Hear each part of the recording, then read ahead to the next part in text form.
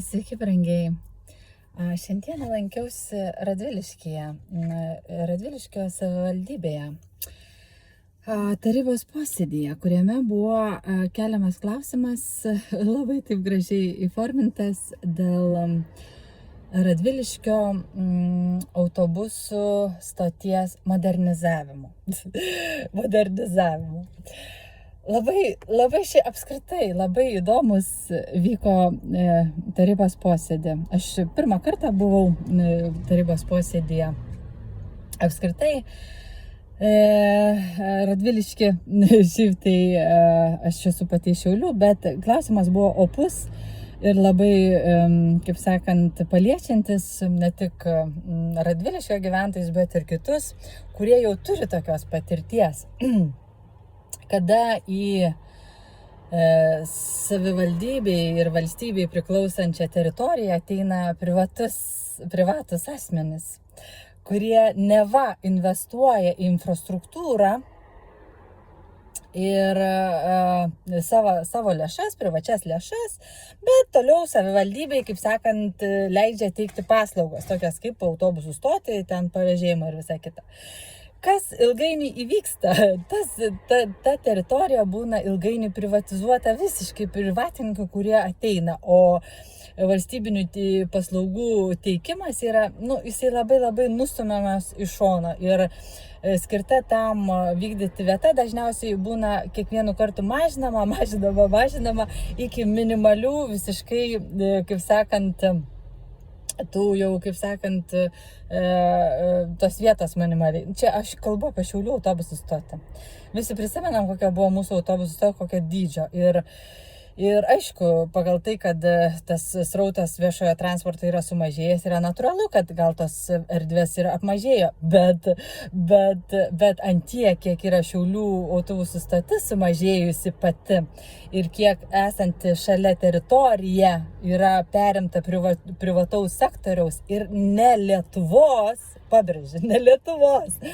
Tai yra ne lietuvių įmonės, o užsienio kapitalo įmonės, kurios pasinaudojusios strategiškai gera vieta, pasinaudos valstybiniam paslaugom, tai yra pavėžėjimo, tai viešojo transporto, įeina į kaip sakant, tas vietas ir iš to uždirba pinigus. Didžioji dalis pinigų iškeliauja į užsienį. Mūsų valstybės biudžetą, nežinau, ar pusė ateina, kiek jie deklaruoja. Ir mūsų rajono, Radviliškio rajono merui ir daugumai rajono tarybų narių, čia yra normalu. Jau nekalbu, kaip apskritai visas posėdis vyksta. Kultūra tai žemiau plintusa. Pasisakinėja ten tiek tarybų nariai, tiek, tarkim, pasisakinėja tiek administracijos darbuotojai, kurie atsakinėja ten į klausimus. Tai dauguma tarybų narių net nesiklauso, vieni telefonuose sėdž, kiti tarpusavį kalbas. Ir jie gauna kiekvieną mėnesį atlyginimą. Nieks nekelia klausimų. Ten keli klausimus užduodi, taip piktinasi, kodėl čia tie klausimai kyla. Aš buvau vienintelė atėjusi šalies, kuri norėjo užduoti klausimų dėl autobusų stoties. Tai man, kad užduočiau klausimus ar pasisakyčiau, pateikčiau realius faktus apie Šiaulių autobusų stotį, kas įvyko su mūsų Šiaulių autobusų stotim. Tai balsavo, kaip sakant, ar man leis pasisakyti. Ir aišku, užbalsavo daugiausiai konservatoriai su socialdemokratais, kurie labai draugauja, kad man net neleistų pasisakyti. Matot, čia nėra klausimas apie modernizavimo klausimą patį. Jis turi būti. Bet čia klausimas, kaip užtikrins tas visas paslaugas, kad jos būtų teikiamas kokybiškai, kaip užtikrins, kad kurios apskritai teikiamas valstybės nenutekės privačiam sektoriui, kurio pasekoje kainos pabrangs. Kaip užtikrins, kad verslas, kuris ateis, bus lietuvių, ne užsienio kapitalą. Bet nieks ten klausimų nekyl. Dabar aiškinu, kodėl taip. Nes tarkim, pati idėja, kaip pas mus Šiauliuose įvyko, tai čia viskas yra gerai su tuo. Didžiulis prekybos centras, trauka ir visa kita, čia nieka nėra bloga. Apart to, kad ta pats autobusų stotis tokia, kaip sakant, palika, nelabai maloni vieta. Tokia maloni, jau nešneku apie laukiamosios salės erdvę, kuri, apgailėtina yra. Apie kasas, kur yra tik tais 2 ar 3 kasos ir ateini visada eilė stovi. Eilė žmonių, kokių 20 žmonių visada. Tai srautų pas mus yra. Bet ta vieta, kaip išdėliota yra, apgailėtina. Apgailėtina. Šalia autobusų stoties Šiauliuose buvo visai nemaža stovėjimo aikštelė papildoma, kur galėdavo žmonės atvažiuoti, pastatyti mašiną ir ateiti į autobusų stotį, siuntas atiduoti. Tai mes tokios galimybės nebeturim, nes ten atsirado užsienio kapitalo greito maisto užkandinė. Greito maisto užkandinė. Mes tos aikštelės nebeturim, kas ir taip labai mieste, centre su tom aikštelėm yra didžiulė problema. Bet ar kas nors klausia? Neklausia. Kad būtų mūsų šiauliečių kokie tenais, ar ne, kapitalas, mūsų lietuvių. Tai čia neklausim, kaip visai nediskutuotume gal taip smarkiai.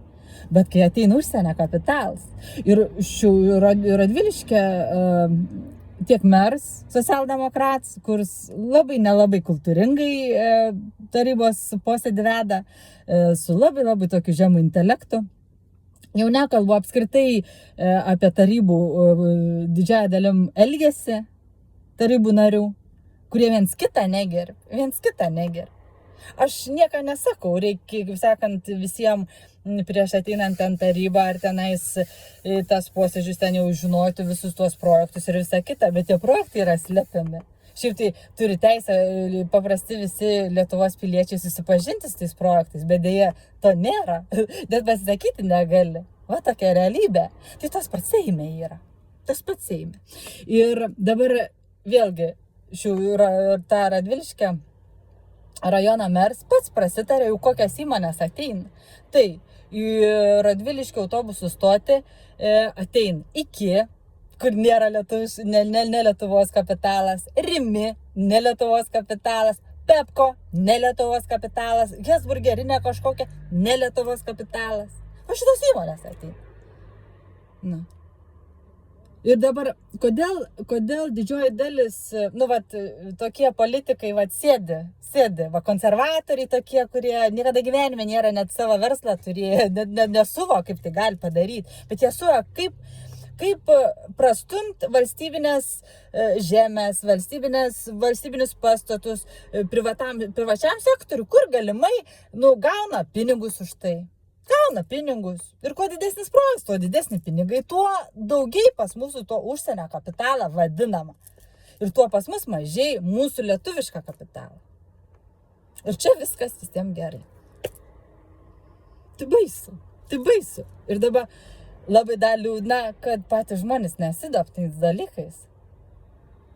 Kodėl čia neatėjo kiti žmonės, paprasti Radviliškio žmonės, čia man rūpėti reikia.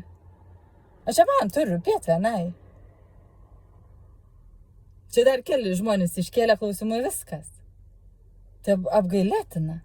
Tai kaip dirbat? Kiek buvo užduota klausimų, tai mažai kas buvo atsakyta. Juokės vieni iš kitų. Tai žiauru. Pažiūrėsim, kas Šiauliuose tarybos posėdį vyksta. Čia tai baisu. Ir tikrai nuoširdžiai radviliškiečiam rekomenduoju pasižiūrėti į tarybos posėdžių, kaip vyksta, kokias transliacijas, ir kas ten sėdi ir ką ten veikia. Pasidomėkit, kas čia vyksta. Šiaip tai mokesčius mokat. O čia sėdi gražuoliai, gauna atlyginimus kiekvieno kasiem. Dar ant chatų susirenk. Įgyven. Liūdnas vaizdas.